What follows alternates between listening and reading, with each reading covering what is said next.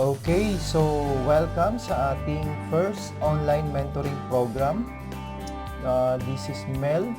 Okay, pag-uusapan natin ngayon ang about sa building the foundation. Okay, so ito yung ating module number 1 sa ating 7 days online mentoring program. Okay, so sa 7 days online mentoring program na to ay meron tayong 7 days na pagtuturo para malaman mo kung paano ka magsasucceed sa iyong business, sa iyong primarily business, which is ito sa Super Life. Okay? So, ito yung ating unang pag-aaralan sa araw na ito about building the foundation. So, gaano ba ka-importante ang foundation sa iyong business? Okay, napakahalaga nito. Bakit?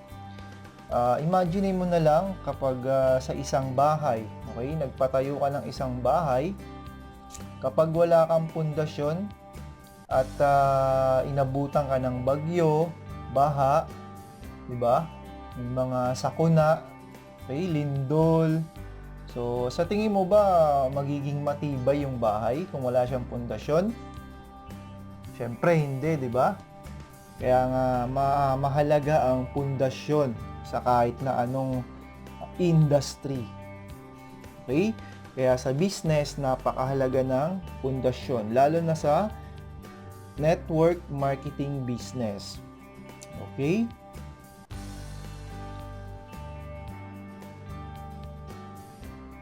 So, make sure na tama ang foundation at knowledge mo para magkaroon ka ng malaking organization at kumita ng mas mabilis at malaki sa business mo.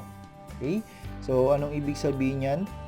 Gaya nga ng sabi ko kanina, ang foundation dito sa business na to ay it start from yourselves. Okay?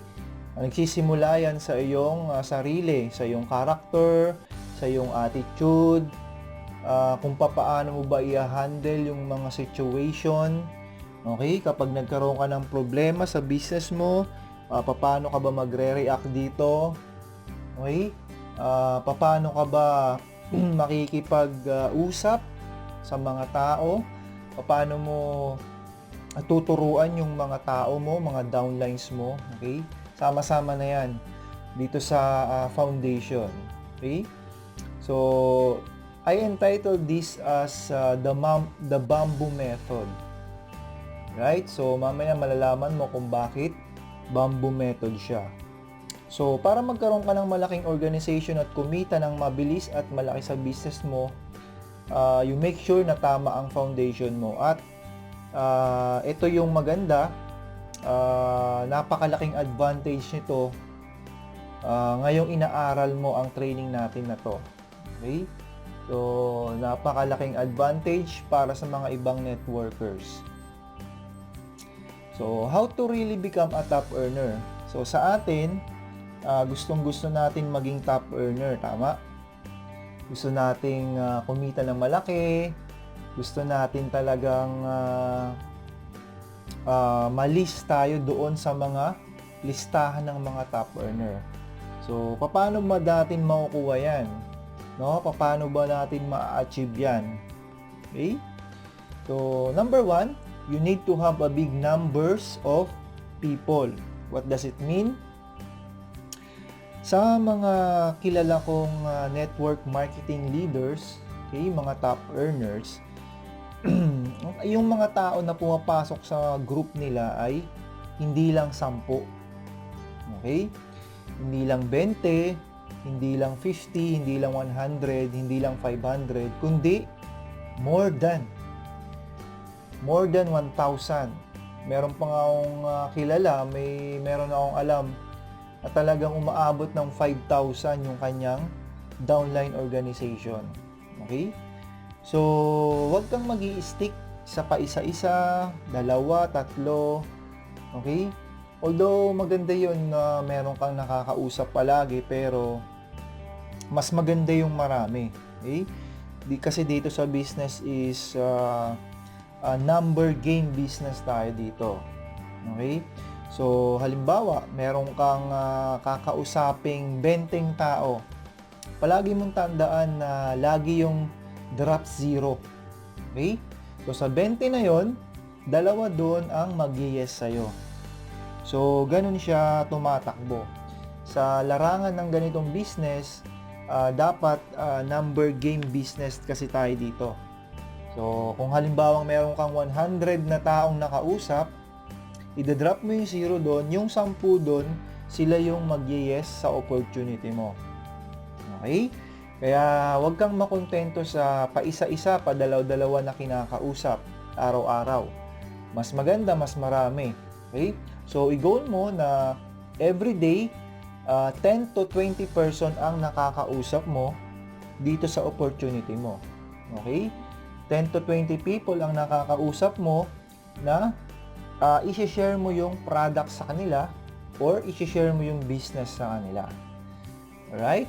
Next, you need to master sponsoring and selling. Ito, napakahalaga nito.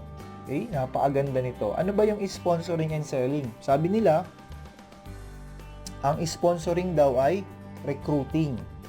Okay? Which is right, tama naman yun. Sponsoring is also recruiting. Pero yung dalawang salita na yan is magkaiba sa mindsetting ng mga hindi nakakaalam sa network marketing industry. Okay? What does it mean? Ito, ang recruiting kasi, unahin natin ang recruiting. Ang recruiting ganito. Okay? Nire-recruit mo siya, pinipilit mo siyang sumali sa business mo. Pinipilit mo siyang gawin yung business mo kahit na alam mo naman na wala talaga siyang interest na gawin yung business mo or wala siyang interest na mag-build ng kanyang sariling networking business. Okay? Recruiting ang tawag doon. Na-recruit mo siya, oo, na-recruit mo siya. Okay? After nung ma-recruit mo siya, wala siyang ginawa. Okay? Kumbaga naghintay na lang siya na yayaman siya. Okay? Nag-wish na lang siya na sana lumago yung pera niya. Okay? That's recruiting. Na-recruit mo siya eh. Okay? Sa sponsoring naman, ganito. Sponsoring, kinausap mo siya, pinakita mo sa kanya yung products and opportunity. Okay? And sumali siya sa business mo, and then tinuruan mo siya. Okay? Tinuruan mo siya ng mga step-by-step procedures and the right way kung paano niya gawin yung kanyang networking business. Okay? At ang nangyari is na-duplicate mo siya. Okay?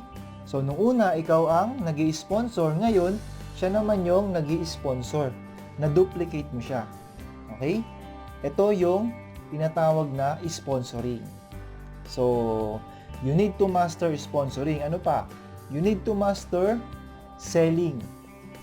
Meron akong mga nakikitang mga networkers na mga nagma-market online. Okay? Nagma-market sila sa online.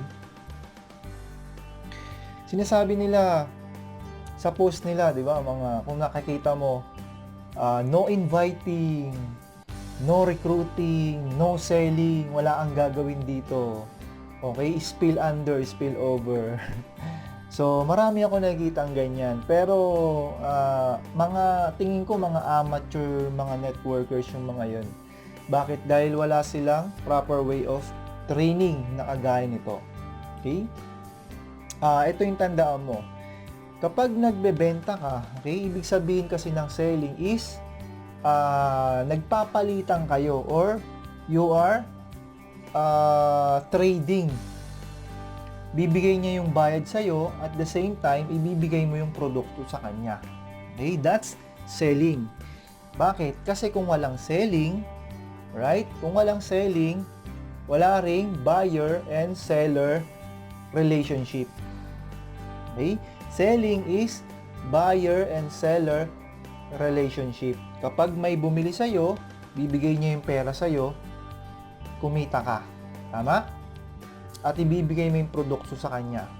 Pero, kung walang bumili sa'yo at walang nagbigay ng pera sa'yo, hindi selling yung matatawag yun. Okay? So, walang selling na nangyari.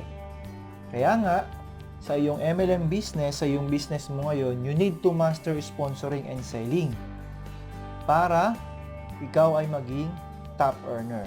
Okay? Yung mga magagaling na networkers na kakilala ko, magaling silang mag-sponsor and magaling silang mag-sell. Okay? So, hindi lang sila nag-stick sa selling. Okay? Although ito yung fundamental para ko kumita. Selling, kundi nag-sponsor sila. Okay? Nag-build sila ng group nila. Right? Third, you need to have a big organization, team, or group. Okay? So, parang kanina lang na sinabi ko, you need to have big numbers of people. Kaya nga, napakahalaga ng sponsoring. Okay? Yung building group. Bakit? Kasi darating yung time na hindi ka na mag-i-sponsor ng sarili mo. Darating yung time na hindi ka na magde-direct sponsor. Tutulungan mo na lang yung mga downlines mo, tutulungan mo na lang silang kumita. Okay? Tutulungan mo na lang silang kausapin yung mga invites nila, tutulungan mo na lang silang magkaroon din ng malaking organization. Kapag nangyari yon, tingin mo magiging top earner ka ba? Yes, of course. Bakit? Kasi tinutulungan mo yung mga downlines mo. Tinutulungan mo yung organization mo, yung team mo, o yung group mo na lumaki. Okay? So, next, you need to step up as a leader. Meron ka bang nakita na top earner pero hindi sila leader? Okay? So, ako wala pa. Sa lahat ng mga nakikita kong top earner, sila ay nakikitaan ng pagiging leader. Okay? Ano ba yung leader? Leader is one who guides and help people to achieve their success. Okay?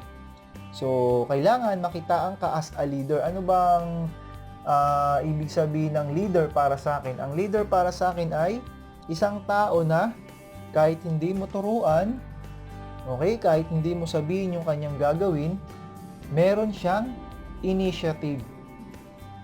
Okay? Meron siyang kusa. Meron siyang kusang palo na gawin yung mga dapat na gawin niya.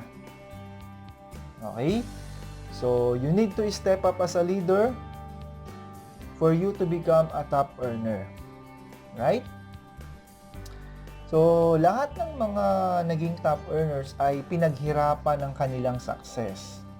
Okay? So, hindi swerte-swerte ang labanan. Merong akong nakikitang mga networkers na kapag sumali sila, after nilang sumali sa isang networking business, no? Uupo na lang sila sa isang tabi, no? At magwi-wish at sasabihin na sana lumago yung pera ko. Ganun eh. Di ba? Na sana magkaroon ako ng maraming downlines. Na sana magkaroon ako ng maraming spill under or yung mga tao sa ilalim ko. So, sa palagay mo, isang leader ba na masasabi or maituturing yung tao na yan? Okay? So, sa akin hindi. Why? Kasi lahat ng mga top earners talaga pinaghirapan yung mga success nila. Oo. Merong mga top earners dyan na 6 hours lang ang tulog nila sa isang gabi. Okay? Meron mga 3 hours lang ang tulog nila. Meron talagang hindi pa natutulog. Okay? Bakit?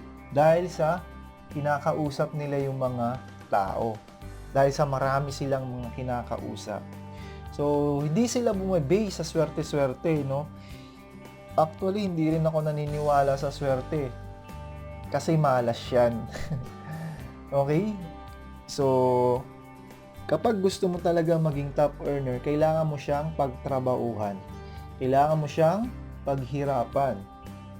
Kaya nga, hindi nagsisinungaling ang accumulated income. Kapag nakita mo yung accumulated income mo na malaki, okay, ibig sabihin lang nun ay pinaghirapan mo talaga yung iyong business. Okay? So, I want to share a story with you about sa bamboo. Okay? So, familiar ka na ba sa bamboo? I'm sure, yes. Ako. Palagi ako nakakita ng bamboo o yung mga kawayan. Okay? Or bamboo. Yan. So, kung makikita mo dyan, year 1, maliit pa lang siya, di ba? Year 2, medyo malaki na siya. Year 3, medyo malaki-laki na siya konti. And year 4, na talagang malaki na siya. Sobrang laki niya na. Okay? So, anong ibig sabihin yan? Ang bamboo, sa unang taon niya, maliit pa lang siya. Di ba? Yung mga ugat niya, talagang konti pa lang. Kumbaga, hindi pa ganon ka-solid yung kanyang kapit, yung mga ugat niya sa lupa. Okay? So, pagdating ng year 2, medyo lumalaki na yan at talagang dumadami na yung mga ugat niya. Kumbaga, inuugat na siya sa term natin. So, year 3, malaki na siya. And year 4, sobrang laki niya na. Yung kanyang mga ugat talagang sobrang kapit na sa lupa. Sabihin nun, kahit anong bagyo pa yung dumaan dyan, okay? Kahit anong baha pa yung dumaan dyan, kahit anong lindol pa yung dumaan dyan, hindi na yan matitinag. Alright? Hindi na yan mapapatumba. Okay? So, sa ating business, dito sa network marketing, dapat ganun yung ating mindset, ganun yung ating foundation. Okay? Na kung saan sa year 1 mo pa lang is marami ka ng pagdadaan ng mga problems. Okay? Na kapag yung mga problems na yun, hindi mo yun nakayanan. Okay? Hindi mo yun na-handle ng maayos. Okay? Anong mangyayari sa'yo? Babagsak ka. Okay? Ibig sabihin nun, pag dinaanan ka ng mga problema, okay? Kapag dinaanan ka ng mga bagyo, babagsak ka. Okay? Kaya nga sa network marketing business, napakalaga yung ating mindset. Napakalaga yung ating character building. Okay? Na kung saan maraming mga problemang dadaan. Okay? Ano-ano ba yung mga yon? Mga rejections, unang-una yung mga mahal natin sa buhay. Diba? Hindi na kinakausap natin sila tungkol sa business pero ayaw nila. Okay? Mga rejections yan is just a part of business. Okay? So, napaka-normal lang yan sa ganitong klase ng business. Okay? Even mga top earners, nare-reject din yung mga yan. Pero, hindi sila huminto. Okay? Hindi sila nagpatinag. Hindi sila nakinig doon sa mga negative people na nagsasabing hindi mo kaya yan, wala kang mapapala dyan, walang yumayaman dyan. Okay? So, marami na ako na-encounter ng mga ganun. Which is normal, no? Pag nagpa-apekto ka sa mga ganun, tingin mo ano mangyayari sa year 1 mo. Okay? So, wala ka pang isang taon sa business mo, wala na, bagsak ka na din. Hindi ka na magtutuloy-tuloy.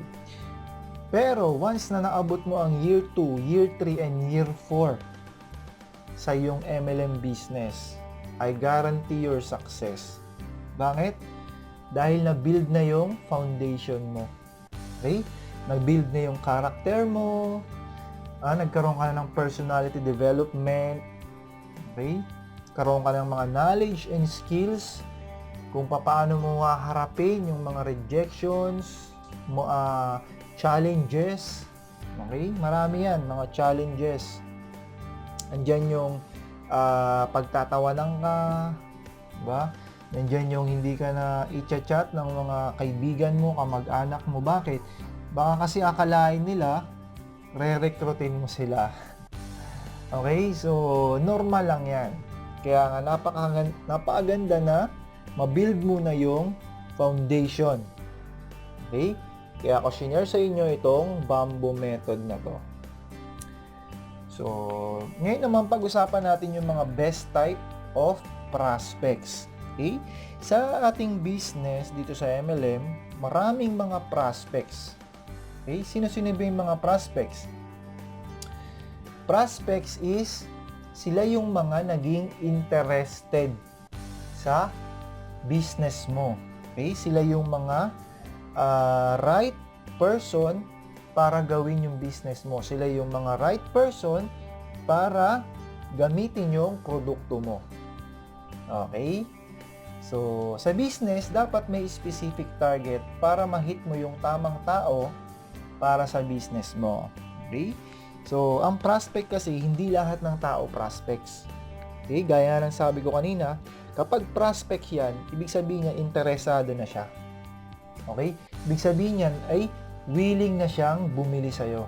Willing na siyang gumamit ng produkto, willing na siyang gawin yung negosyo, etc. etc.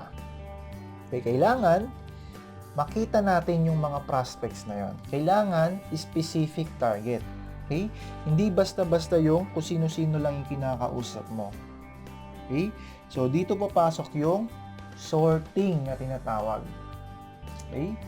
So, dito sa ating team, meron tayong ebook na tinatawag na Selling, Sponsoring, and Recruiting. Okay? Sa ebook na to, matututunan mo kung sino-sino ba yung mga prospect o yung mga tao na dapat lang na kinakausap mo.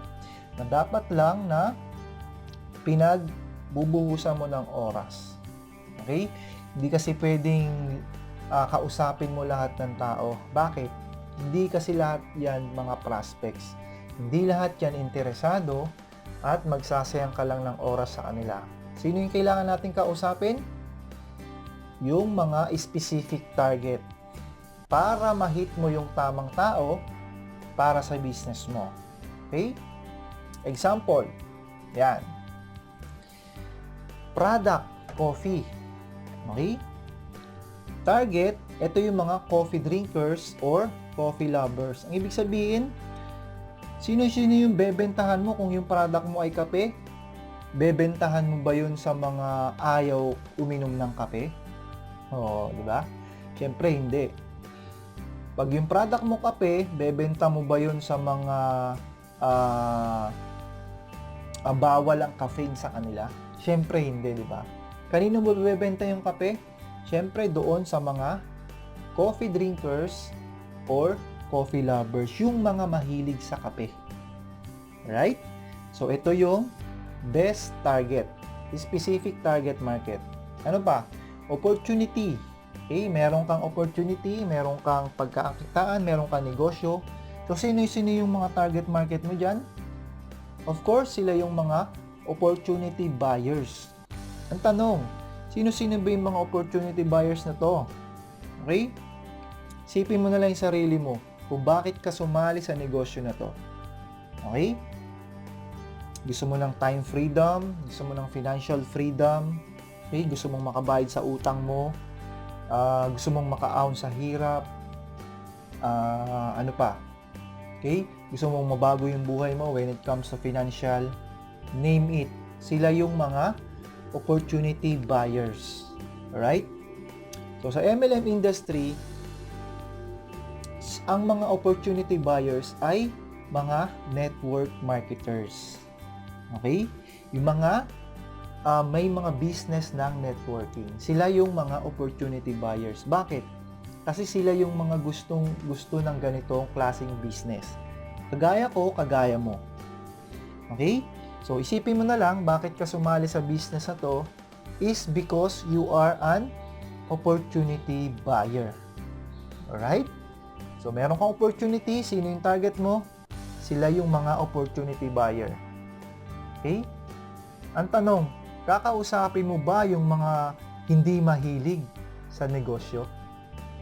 Okay? Kakausapin mo ba yung mga hindi mahilig sa networking? Siyempre hindi, di ba? Kakausapin mo ba yung mga walang pera? Siyempre hindi, di ba? Sino yung kakausapin mo? Yung mga mahilig sa business, mga business-minded person, okay, mga networkers, yung mga mahilig sa pagpapalago ng pera, mga investors, yung mga may pera. Right? Ito yung ating kakausapin. Kaya nga wag tayong kakausap ng mga walang pera o yung mga hindi mahilig sa pagkakakitaan. Bakit? Dahil masasayang lang ang oras natin. Okay? So, sa business, maraming mga opportunity seekers and buyers ang naghahanap ng bagong sasalihan. Okay? Ang kailangan ay ikaw ang makita para sa'yo sila sumali. Okay? So, sa internet world, sa business, lalo na sa Facebook, okay, kung nakasali ka na sa mga Facebook groups, right? May kita ka mga nagpo-post dyan, maraming mga opportunity seekers and buyers na naghahanap ng bagong opportunity na sasalihan or bagong company. Okay? Meron yung mga na-scam. Okay? May mga sumali dati na na-scam sila, niloko sila ng upline nila, iniwan sila ng mga uplines nila. Okay? Hindi sila kumita sa business nila, nagsara yung company. Maraming mga ganyan, mga na-experience sa mga tao. Okay? So, naghahanap sila ng bagong opportunity. Kaya nga pag may nakita sila ulit na opportunity na mukhang totoo pero scam pala, na-scam na naman sila. Okay? Kaya nga, napakahalaga na dapat sila ang makakita sa'yo. Ikaw yung makita nila para sa'yo sila sumali. Okay? So, paano mangyayari yun na ikaw ang dapat na makita nila? Okay? So, sino-sino ba yung mga tao na to na dapat makakita sa'yo? Sila yung mga taong may pangarap, gustong mabago ang lifestyle, first timer, gustong magkaroon ng big break, etc. Ito yung sinabi ko sa iyo kanina na mga opportunity buyers, mga gusto ng pagkaakitaan. Okay? So, paano mangyayari yun na ikaw yung makikita nila? Ganito lang yan eh.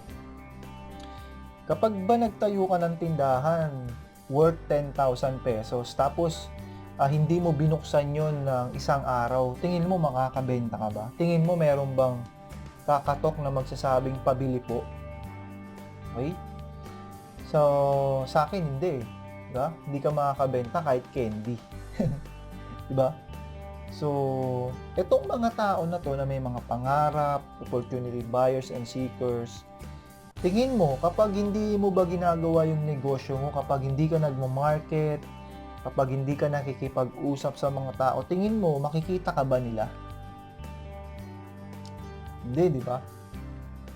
So, sa akin, okay, walang araw na hindi ako nagmo-market sa Facebook. Okay?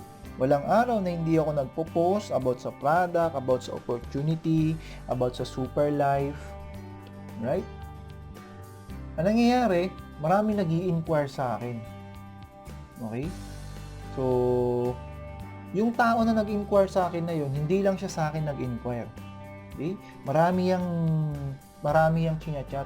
Nag-i-inquire din niya sa iba't ibang mga nagpo-post, yung mga network marketers. Okay? So, hindi lang siya sa akin nag-inquire. Ang kagandahan kung bakit siya napasali sa akin is ako yung nakita niya. Okay?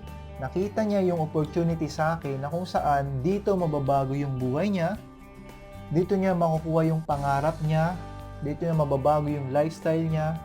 Okay? Kahit first timer siya, dito siya matututo sa akin. Dito siya magkakaroon ng big break sa akin. So, dapat ganon. Okay? Dapat ganon ang makita sa'yo para sa'yo sila sumali. Okay? So, marami nang ganon nangyari sa akin na nag-inquire sila sa akin, nakita nila yung opportunity na maganda, sumali sila sa akin. Okay? So, dapat ganon yung mangyari sa'yo. Alright? Another story is yung hawk's eye. Okay? Ganda ng mata ng hawks, di ba? Okay? Yung hawk na yan, okay? Imagine mo merong hawk na lumilipad sa taas. Okay? So, lumilipad siya, nagugutom siya, naghahanap siya ng makakain niya. Okay? Then eventually, meron siya nakitang isang ilog or lawa. And then naisip niya na, uy, baka merong ditong pagkain. Tignan ko nga. Okay? So, sa banda doon, sa bandang gitna, meron siyang nakitang parang kumikislap-kislap. Kita niya na may isda, mayroong isda. Okay? So, malayo pa lang siya, nasa taas pa lang siya. Nakita niya na mayroong parang isda doon na lumalangoy. Okay? So, nakita niya na mayroong mga distractions, malakas yung hangin, maraming puno. Okay? Meron pang ibang mga hawk. Meron siyang ibang mga kasamang hawk na pwedeng kumain doon sa isda na yon na sana ay pagkain niya na. Okay, ang ginawa niya is dire-diretso yung tingin niya doon sa isda. Okay? Hindi niya tinantanan. Okay, lumilipad siyang ganyan. Ang daming distractions, marami siyang kaagaw, may mga hawk din na tumitingin doon sa isda para kainin. Pero siya, ang ginawa niya, nag-focus siya doon sa isda. Okay? Nag-focus siya doon sa isda. And eventually, hindi siya na-distract. Lahat ng mga distractions na dumaan sa kanya, okay, hindi siya nagpa-apekto. Dire-diretso yung tingin niya doon sa isda, focus siya, eventually, nakuha niya yung isda, nakain niya yung isda. Okay? Ano magandang lesson doon? Sa ating business, okay, maraming mga distractions ang darating sa'yo. Okay? And then yung love life, distraction yan, yung love life. Okay? Although, maganda ang love life, pero sa akin, distraction yan. Kung meron kang goal, okay, meron kang goal, isang tabi mo muna yan. Okay? May mga time para sa love life, may mga time para sa business. Okay? Ano pa yung mga distractions sa family? Okay? May mga family na magsasabi sa'yo na tigilan mo na yan, ginagawa mo, hindi ka asenso dyan. Okay? Wala kang mapapala dyan. That's distractions, right? So, kung titignan mo yung mga yan, kung magpapa-apekto ka sa mga yan, ano mangyayari sa'yo? Hindi ka na magfo-focus sa ginagawa mo. Mawawala ka sa focus. Okay? Na kung saan yung goal mo, gaya nung hawk na to, meron siyang goal na makuha niya yung isda. Okay? Kapag ikaw may goal ka, hindi mo na makukuha yun. Bakit? Dahil nagpa-apekto ka sa mga distractions. Okay? So, sa ganitong business, dapat focus ka lang. Hindi ka magpapa-apekto sa mga tao. Hindi ka magpapa-apekto sa mga taong nakapaligid sa'yo, mga negative people na magsasabi sa'yo na mga negative things about sa business mo. Okay? So, napakahalaga ng focus. Right, next is yung message shifting. Sa mga newbie na networkers na nakikilala ko, nakikita ko, okay? Yung kanilang mga pinopost is super exaggerated. Kung saan to the point na nilalakihan nila yung mga claims nila, in-exaggerate nila, okay? Para lang makapagpasali sila ng mga tao sa business nila. Okay? Para lang ma-convince nila yung tao na bumili ng product, ma-convince nila yung tao para sumali sa networking business nila. Okay? Which is normal, napaka-normal lang yan. Pero alam mo ba, kapag nakita ng tao, naramdaman ng tao na ikaw ay parang palaging nagko-convince, na ikaw ay palaging parang desperadong makabenta, desperadong makapagpasali, desperadong magkaroon ng downline. Ito pa yung time na hindi siya sasali sa'yo. Yes, tama, oo. Subok ko na yan, ginawa ko na yan dati. Eh, yung tipong sasabihin ko, you need to join my opportunity now. We are the best MLM company. Okay? May mga nakita ang ganon? Oo, ako marami. Okay? Walang mangyayari. Walang masama kung sumali ka. Subukan mo lang. Yung mga ganun, di ba? Okay? So, kapag nakita ng tao to, malalaman talaga nila na na ads to di ba? Alam mo yung mga ads, mga advertisements, di ba? Halimbawa, pag nanonood ka ng magandang teleserye sa palabas, okay? Di ba? Pag mayroon ng mga ads, advertisement, nakakainis, di ba? Nakakaasar. Kung gusto mo, wala na lang ng mga ads. Kung gusto mo, puro movie na lang palagi, di ba? So, sa mata ng prospect, sa mata ng customers, sa mata ng tao, kapag ganun, yung nakikita nila sa'yo, okay?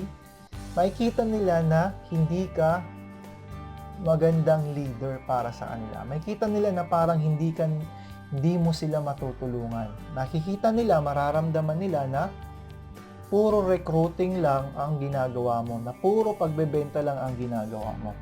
Okay? Hindi nila mararamdaman na gusto mo silang tulungan. So, ang ginawa ko, from you need to join my opportunity to this is how I made my first million in my MLM business. Okay? Or, the number one strategy, how I build my MLM business. Okay? So, tignan mo, so, napakalaki ng difference ng dalawang message na yan. Sa palagay mo, kapag may nag-post ng you need to join my opportunity now versus this is how I made my first million in my MLM business, or the number one strategy, how I build my MLM business. Tingin mo, kanino sasali yung tao or yung prospect? Okay? So, kapag nagpo-post ka, nagma-market ka sa Facebook, huwag mong gagamitin yung mga words na you need to join my opportunity now. Join now, yung mga ganon. Huwag mong gagamitin yung mga yon. Okay? Gamitin mo yung how to. Right? Pansinin mo yung how na word. Okay? Kapag nakita ng prospect yung how na word, iisipin nila na, wow, mukhang matututo ako dito. Wow, mukhang malalaman ko na yung mga natutunan niya. Okay? So, paano ko kaya malalaman yon? I-message ko kaya siya. 'Di ba? So, kapag pinost mo yang, this is how I made my first million in my MLM business, tingin mo, magme-message ba sila sa'yo o hindi? Sa akin, marami yan, nagme-message sila sa akin. Okay? So, sa mga post ko, meron nakalagay, discover how I earn 70 to 100,000 a month at the comfort of my home. Okay? Message me and I will teach you how. Tingin mo, magme-message ka ba sa akin o hindi? Pag ikaw yung nagbasa, tapos right prospect ka, right target market ka, ime-message mo ko agad. Bakit? Dahil naging interesado ka doon sa post ko. Okay? Next. Message positioning. Okay? So, kapag ganun yung mga messaging mo, kapag ganun yung mga marketing post mo, sa FB mo, or sa page mo, okay? You will become a leader in the eye of the prospect. Okay? Bakit? Kasi meron kang leadership qualities. Meron kang knowledge and skills na maituturo or mai-impart sa kanila. Rather than just pushing your opportunity na sumali sila sa'yo. Okay? Alam mo, walang pakialam yung tao sa business mo eh. Walang pakialam yung tao sa product mo or sa opportunity mo. Okay? Saan sila may pakialam? May pakialam sila sa'yo. Okay? Kung paano mo sila matutulungan, kung paano mo sila matuturuan, etc. etc. Okay? So, kapag ganun nag-ooperate yung mga messages mo sa post mo, you will become a leader in the eye of the prospect. Okay? Palagi nila nakikita yung mga post mo na ganun, sabihin nila, wow, okay tong tao na to ah. Gusto kong sumali dito. Okay? So, kapag ganun na nag-ooperate, ang business mo, ang mindset mo, mind shifting mo, tingin mo, lalaki ba yung grupo mo? Okay? So, next. Gradual audience growth. Pag-usapan natin to. Ano ba yung gradual audience growth? Okay? Number 1, add or connect to people who are already an opportunity buyer but limit in sending friend requests. Okay? Sa ating business, ang pinaka number 1 platform natin is Facebook. Okay? Kung saan marami tayong makikitang mga prospects, opportunity buyers and seekers. Marami tayong makikitang mga tao. Okay? So, you need to gradually grow your audience. Ano ibig sabihin nun? Pansinin mo yung mga FB friend mo. Ilan na ba yung FB friend mo? Okay? Meron na ba yung 1,000? Meron na ba yung 2,000, 3,000? Or baka naman nasa hundreds pa lang.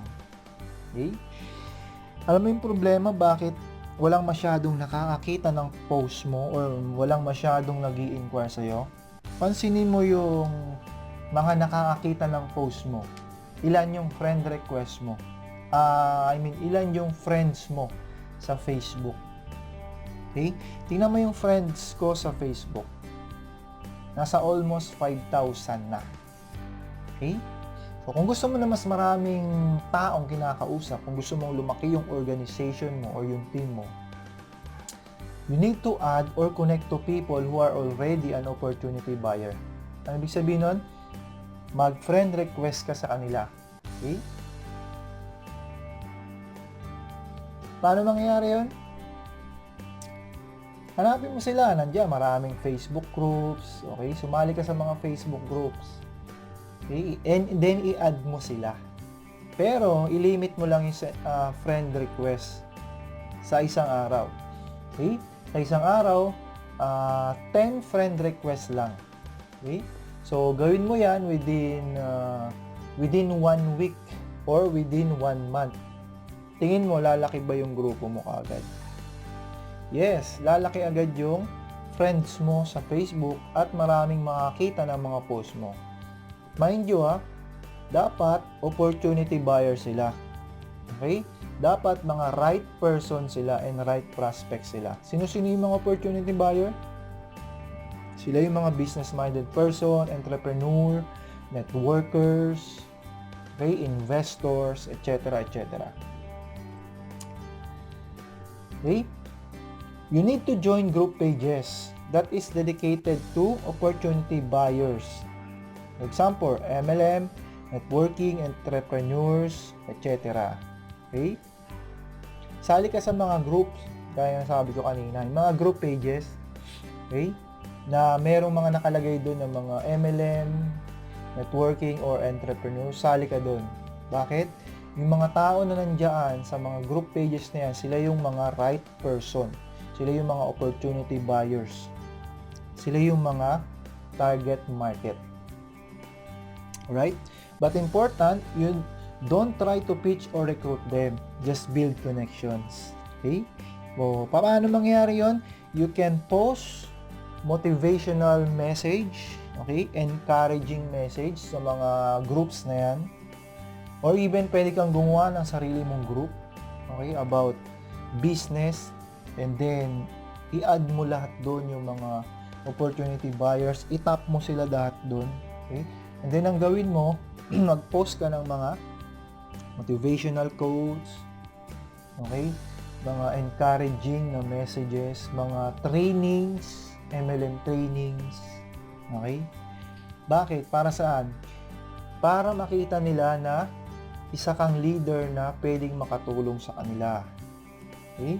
And then, unti-unti mong i-build yung connections. Don't try to pitch or recruit them. Alright? Huwag mo silang i-message na, "Hoy bro, sis, sali ka sa business ko. Maganda to." Okay? So, huwag mong gagawin yun, Bakit? Kasi nakikita nila na mararamdaman nila na you are recruiting them. No? At mararamdaman nila na hindi ka makakatulong sa kanila. They don't see you as a leader. Okay? So, gradual audience growth, add people, connect people. Paramihin mo yung friends mo sa FB. Dapat mga opportunity buyers and Sumali ka sa mga group pages, sa mga MLM, networking, entrepreneurs, business-minded, etc. Don't try to pitch or recruit them, just build connections. Okay?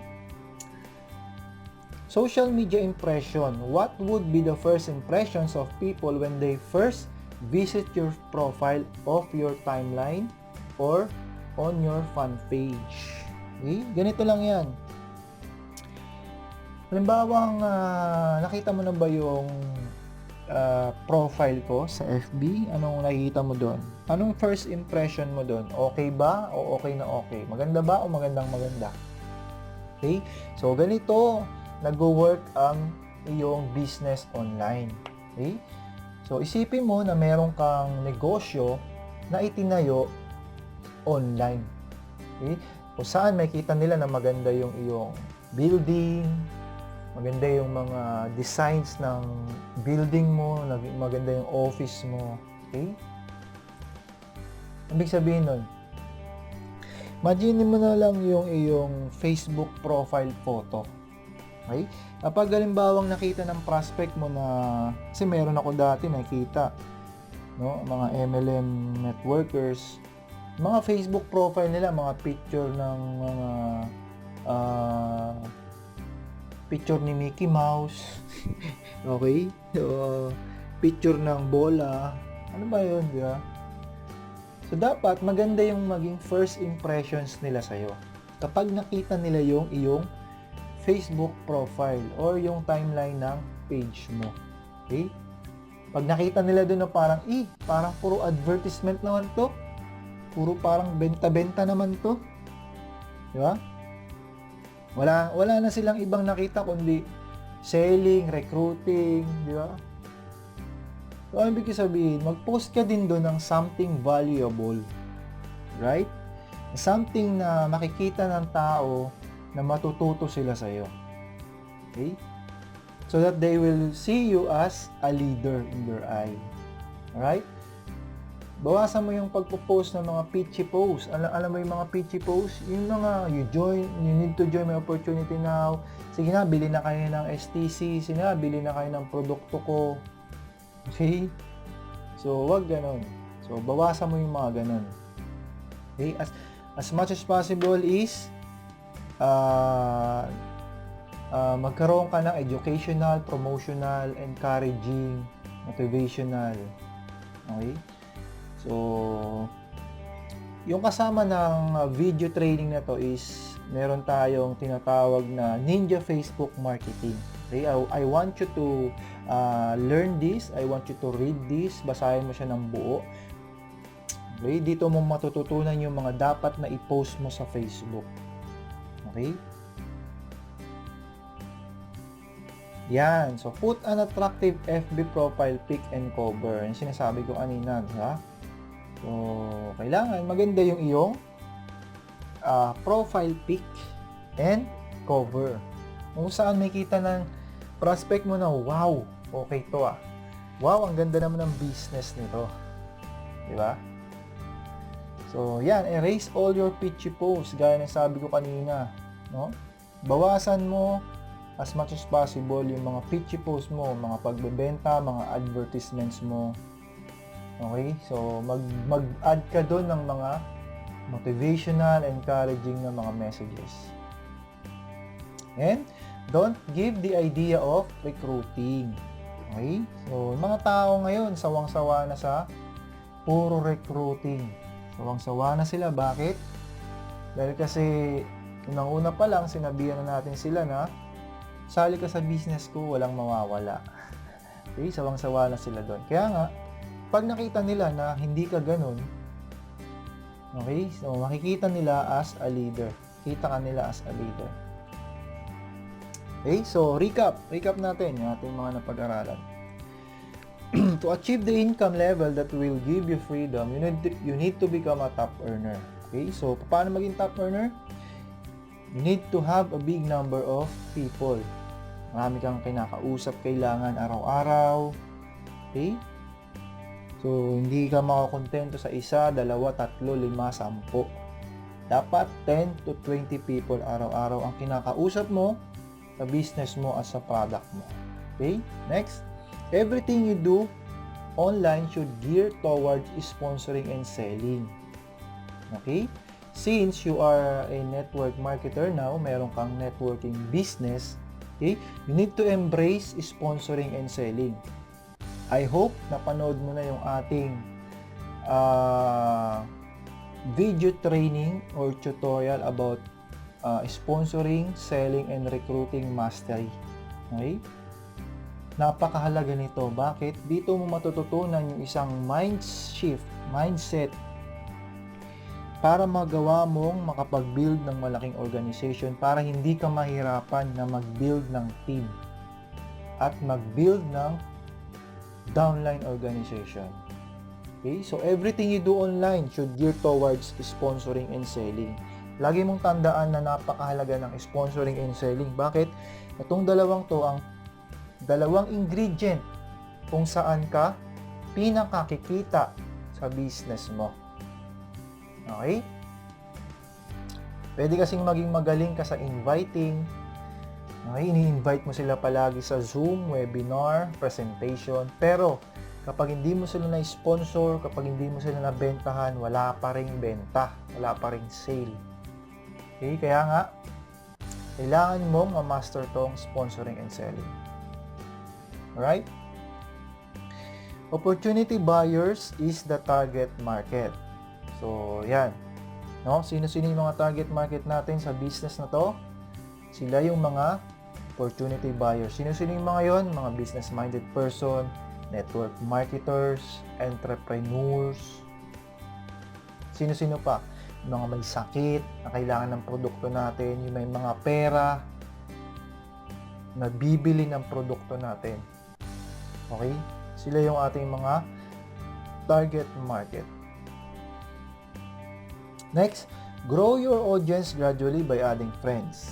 Yan. So, after mong mapanood tong training na to, mag-start ka ng mag-add ng mga friends. Okay? Huwag mong i-add yung mga jejemon. Huwag mong i-add yung mga walang hilig yumaman, yung mga walang hilig umasenso. Huwag mong i-add yung mga yun. Okay?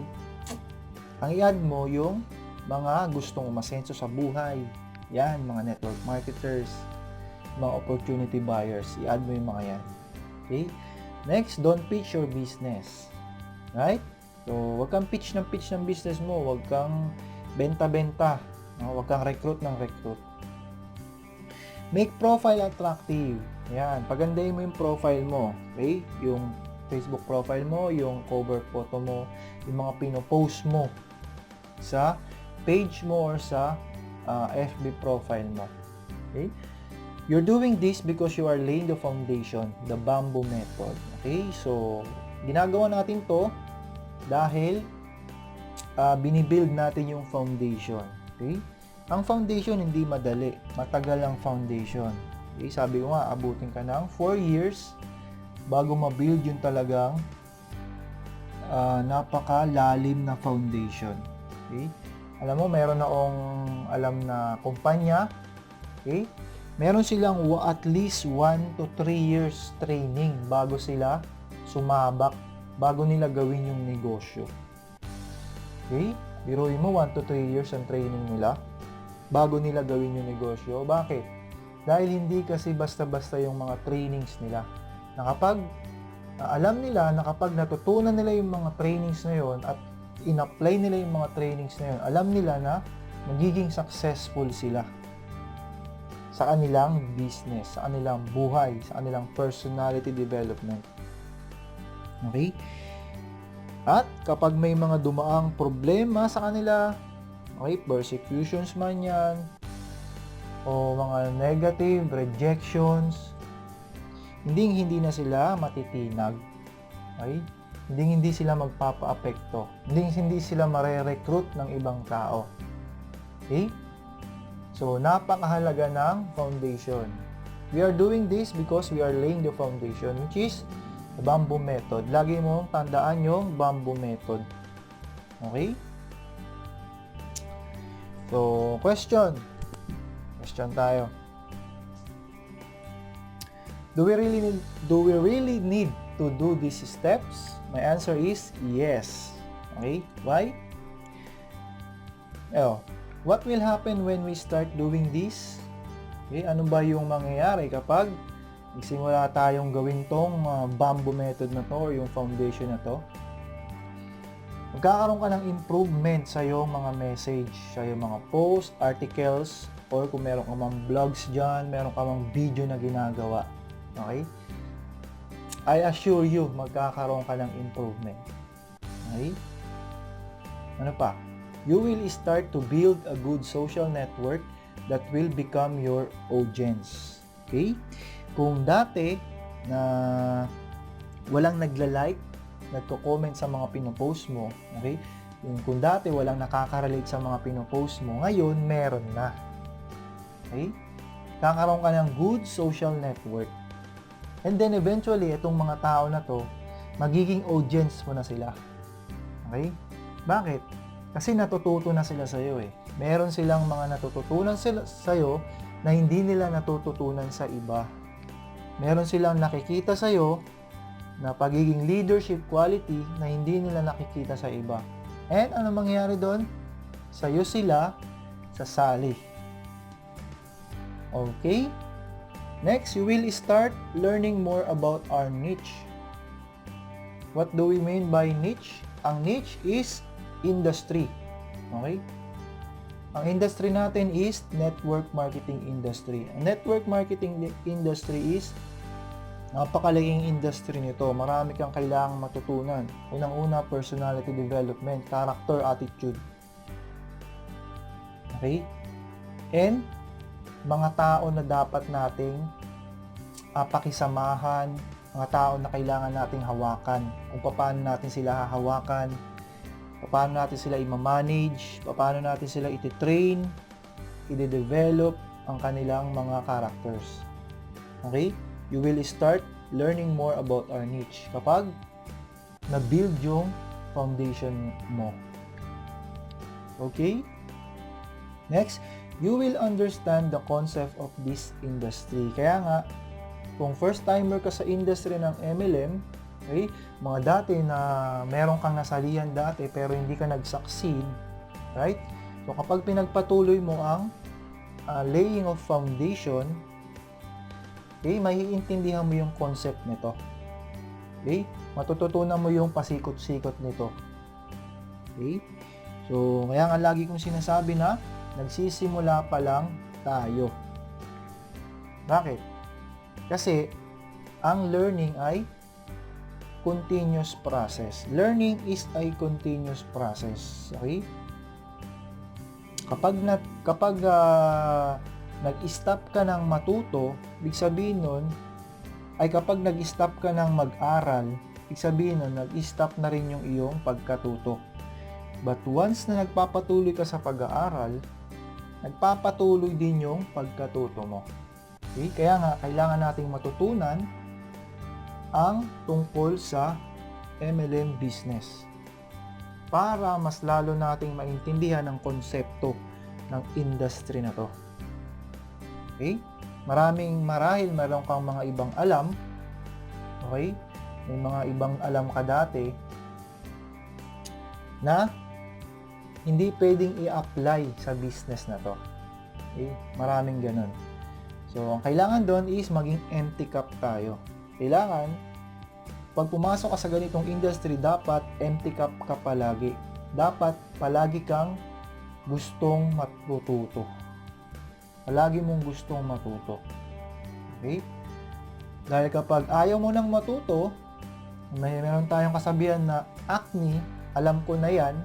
Okay? Kapag ganun yung mindset natin, character natin, ang mangyayari nun, hindi ka na matututo, hindi mo na matututunan yung tungkol sa niche natin, hindi mo na maiintindihan ang industry na to. Okay? So, kaya napakahalaga na ma-build ang foundation. Okay? So, motivation, kapag may isang bagay kang natutunan, i-apply mo siya agad. Okay? For example, natutunan mo tong foundation, apply mo siya agad. Natutunan mo yung kung sino yung mga kakausapin natin. Okay? Apply mo agad. Okay? So, marami kang natututunan, hindi mo naman ina-apply, wala rin siyang kwenta. Right? Wala rin siyang silbi. kung di ka gagawa ng massive action. Huwag mong hintayin na malaman mo lahat dahil ang mangyayari ay hindi ka makakapagsimula. Okay? Gaya ko dati, gusto ko matutunan ko muna lahat bago ko gawin yung mga bagay. Which is wrong. Which is very wrong. Right? So, sa ganitong industry, kapag meron kang natutunan, i-apply mo siya agad the next day or hanggat maaari, wag the next day kasi procrastination yon. Yung bukas na, mamaya na, mga manyana habit, ganun. Wag ganun. Dapat do it now.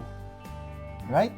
So, natutunan mo ngayon na kailangan mag-add ng mga friends, kailangan sumali sa mga Facebook groups, gawin mo na siya agad ngayon. Huwag mong hintayin na malaman mo lahat dahil ang mangyayari ay hindi ka makakapagsimula. Sa bawat trainings natin, kailangan i-apply mo agad mga natutunan mo. Bakit? Kasi marami pa tayong trainings. Okay? Kaya nga sabi ko, learning is a continuous process. Okay? Continuous yung pag-develop ng iyong foundation. Right? Kung ano yung current na nalalaman mo sa ngayon, gumawa ka agad ng massive action para nakakausad ka na agad. Yan. Okay? So, gaya ng sabi ko kanina, huwag mong hintayin na malaman lahat bago ka magsimula. Kaya merong kasabihan, di ba? You don't need you don't need to start to become great. Okay? You don't need to become great to start. Okay? You need to start now for you to become great. Okay? So, kasabihan yan ni nakalimutan ko sino yung ano nito. Kaya nga magsimula ka na agad para gumaling ka. Huwag mong hintayin na gumaling ka muna bago ka magsimula para nakakausad ka na. Okay? Hindi mo kailangan malaman lahat para magkaroon ka ng resulta. Ang kailangan mo ay gumawa ng aksyon. Okay? You need to take massive action now. Right? Yan, ito yung sabi ko kanina. You don't need to become great to start. You just need to start to become great. Right? So, ganda, di ba?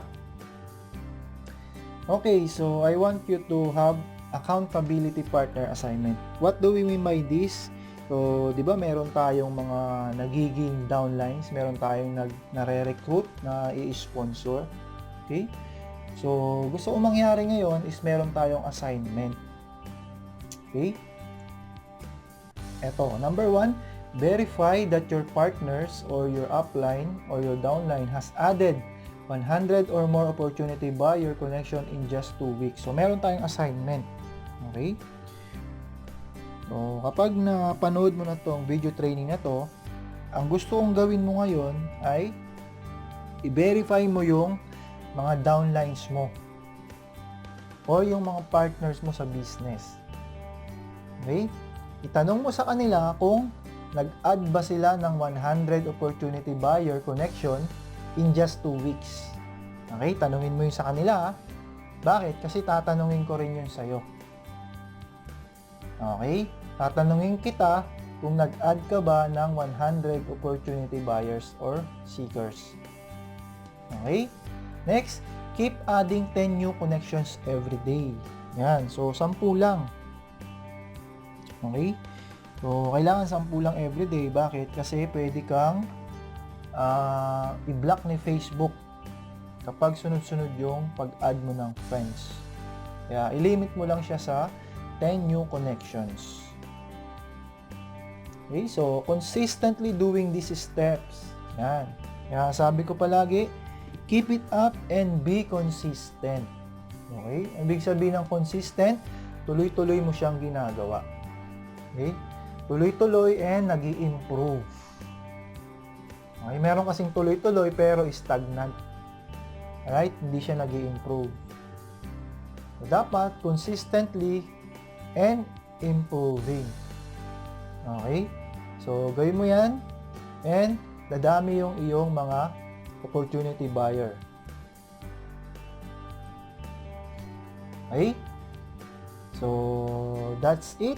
And I hope marami kang natutunan sa ating first online mentoring program na ito. Okay? So, 7 tong online mentoring program natin na to, and I hope na matapos mo lahat. Okay? So, yung ating second is ibibigay ko sa'yo sa next day ng ating training. Right? So, that's it. And keep up your good work and be consistent. Right? Bye!